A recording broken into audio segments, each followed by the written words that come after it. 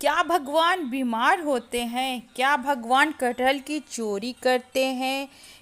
क्या भगवान मुस्लिम भक्त की भक्ति को स्वीकार करते हैं? हाँ, जगन्नाथ वो भगवान है जो अपने भक्तों के लिए नियम तोड़ देते हैं, बाग में कटहल तोड़ते हैं और मजार के सामने रथ रोक देते हैं। ये साधारण कथा नहीं है, ये जगन्नाथ जी की अनोखी लीलाएं हैं।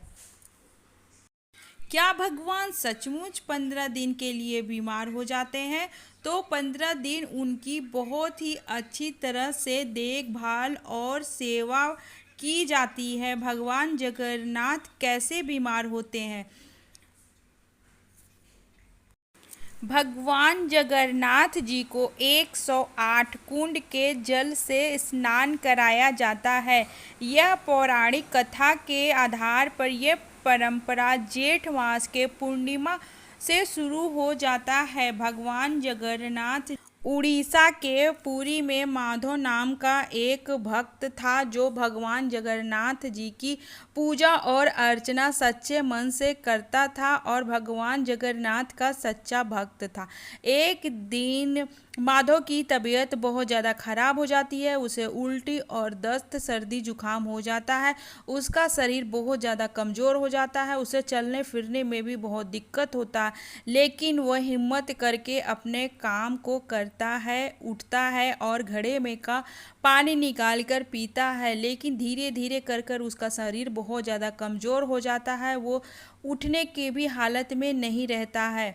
जगन्नाथ जी ये सारी चीज़ें देख रहे थे। वह एक बाल रूप मिले होते हैं और फिर माधव के घर पहुंच जाते हैं। वहां जाकर माधव की खूब सेवा करते हैं, पानी में भिगोकर सर पर पट्टी रखते हैं, हाथ पैर अपने सच्चे भक्त की बहुत अच्छी तरह से जगन्नाथ जी सेवा करते हैं। सेवा का फल मिलता है और माधव की तबीयत में सुधार आता है। वह धीरे से अपनी आंखें खोलता है तो क्या देखता है कि सामने जगन्नाथ जी उनकी सेवा कर रहे हैं।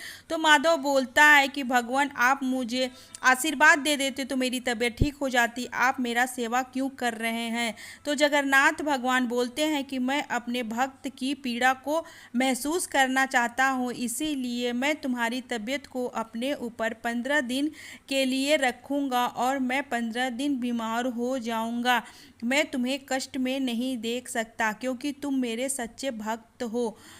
तो माधव बोलता है भगवान आपकी लीला, भगवान जगन्नाथ की लीला अपरंपार है। माधव के साथ मिलकर कटहल तोड़ना और एक मुस्लिम सेवक को अपना भक्त बनाना। एक दिन माधव भगवान की पूजा कर रहा था तो वो बहुत उदास थे। तो माधव पूछा भगवान आप उदास क्यों हैं? तो भगवान बोलते हैं कि मुझे कटहल खानी है। तो भक्त बोलता है कि भगवान मैं बूढ़ा हो चुका हूँ, मैं पेड़ पे चढ़ नहीं सकता, मेरे हाथ पैर काँप रहे हैं, मैं कैसे पेड़ पे चढ़कर कटहल लाऊं? तभी वहाँ पे बेलभद्र प्रकट होते हैं और बोलते हैं कि आप दोनों कटहल तोड़ने जाइए, मैं आपकी मदद कर दूंगा। इतना सुनते ही जगन्नाथ जी और माधव दोनों लोग बाग में पहुंच जाते हैं कटहल तोड़ने के लिए। फटाफट माधव पेड़ पे चढ़ जाता है और पका पका कटहल तोड़ तोड़ कर नीचे गिराने लगता है। जैसे कटहल नीचे गिरता है फर्श पर तो पका होने की वजह से फर्श पे गिरते ही टूट जाता है और उसे जगन्नाथ जी उठाकर बड़े प्रेम से खा रहे थे। माधव इधर उधर कुछ नहीं देखता है, बस फटाफट कटहल तोड़कर नीचे गिरा रहा था। कटहल टूटने की आवाज़ जब बाहर जाती है तो बाहर खड़े सैनिक सुनते हैं तो भाग कर आते हैं बाग में देखने के लिए कि बाग में कौन कटहल चोरी कर रहा है। तभी जगन्नाथ भगवान दीवार डाक कर वहाँ से निकल लेते हैं।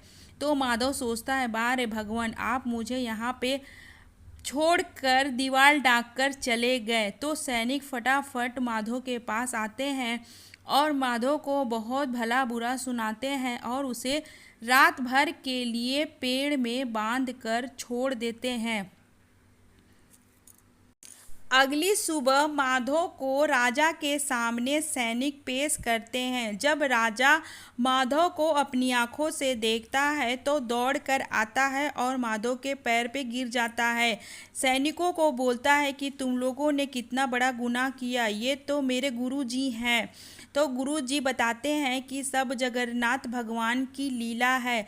तो राजा मन ही मन में सोचने लगता है कि मैं तो धन्य हो गया, मेरा बाग धन्य हो गया कि मेरे बाग में भगवान जगन्नाथ जी का पैर पड़ा और मेरा सौभाग्य हो गया। इतना सोचकर वो एक ताम्रपत्र उठाता है और उस पे लिख देता है कि मेरा सारा बाग और मेरा सारा धन दौलत सब जगन्नाथ जी के नाम लिख कर जगन्नाथ जी के चरणों में रख देता है। भाई जगन्नाथ जी की अनोखी लीला है जिनका अगर आप जगन्नाथ जी के सच्चे भक्त हैं तो कमेंट में जय जगन्नाथ जरूर लिखें।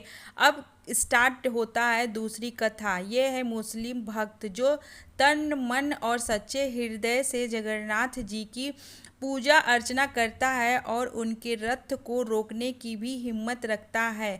बात है कुछ दिन पुरानी।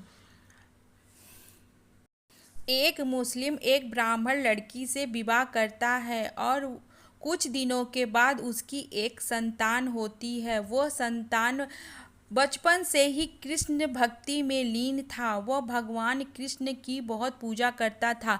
जब वह बड़ा हुआ तो वह मुगल साम्राज्य के सैनिकों में भर्ती हो गया। युद्ध के कारण उसको बहुत ही ज़्यादा चोट लग जाता है तो सैनिक उसे उठाकर घर पर छोड़ जाते हैं। तभी उसकी माँ आती है और बोलती है कि बेटा तुम भगवान जगन्नाथ का स्मरण करो, सारा कष्ट दूर हो जाएगा। वह तुरंत उठता है और भगवान जगन्नाथ जी के सामने हाथ जोड़कर बैठ जाता है और उसे एक स्वप्न आता है कि भगवान जगन्नाथ उसे आशीर्वाद दे रहे हैं। अगली सुबह जब वो सोकर उठता है तो उसके शरीर पे जितना भी चोट लगा था सब ठीक हो जाता है और वह भागकर भगवान जगन्नाथ जी के सामने आता है और फिर भगवान के चरणों में अपने आप को समर्पित करता है। लेकिन उसे मंदिर में जाने की आज्ञा नहीं मिलती है।